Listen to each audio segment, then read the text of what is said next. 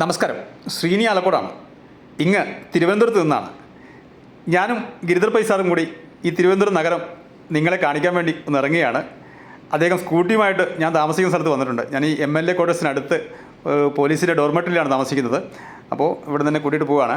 അപ്പോൾ ഞങ്ങളിപ്പോൾ ഈ യൂണിവേഴ്സിറ്റിയുടെ സമീപത്താണ്. പാർക്കിംഗ് വേറെ സ്ഥലമില്ലാത്തതുകൊണ്ട് സാർ അവിടത്തേക്കാണ് വന്നത്. അപ്പോൾ ഞാൻ ഈ യൂണിവേഴ്സിറ്റിയുടെ മുന്നിൽ നിന്ന് ഈ സ്കൂട്ടി കയറുകയാണ്. പോയേക്കാലോ സാറേ? വാ.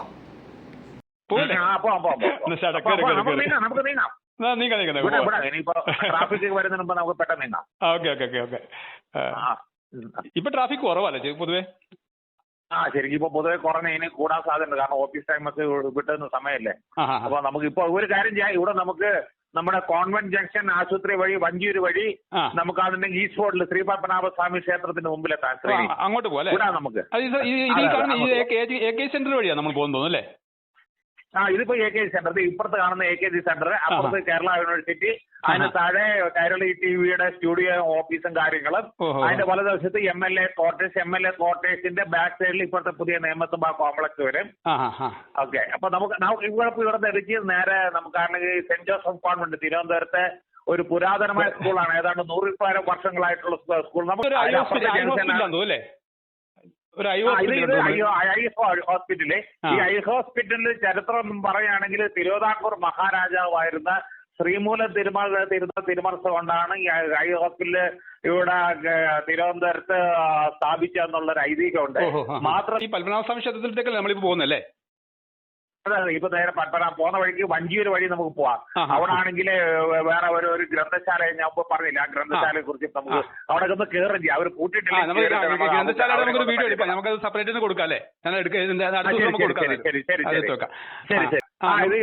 അതിന് വെട്ടിമുറിച്ച കോട്ടാന്ന് പറയും. വെട്ടിമുറിച്ച കോട്ടാന്ന് പറയുന്നത്. അതായത് പണ്ട് ഡച്ച് യുദ്ധം ഉണ്ടായപ്പോ എന്നാണെങ്കിൽ അവര് ഈ കോട്ട അവിടെ വാളും കുന്തവും കൊണ്ട് വെട്ടിമുറിക്കാൻ നോക്കി.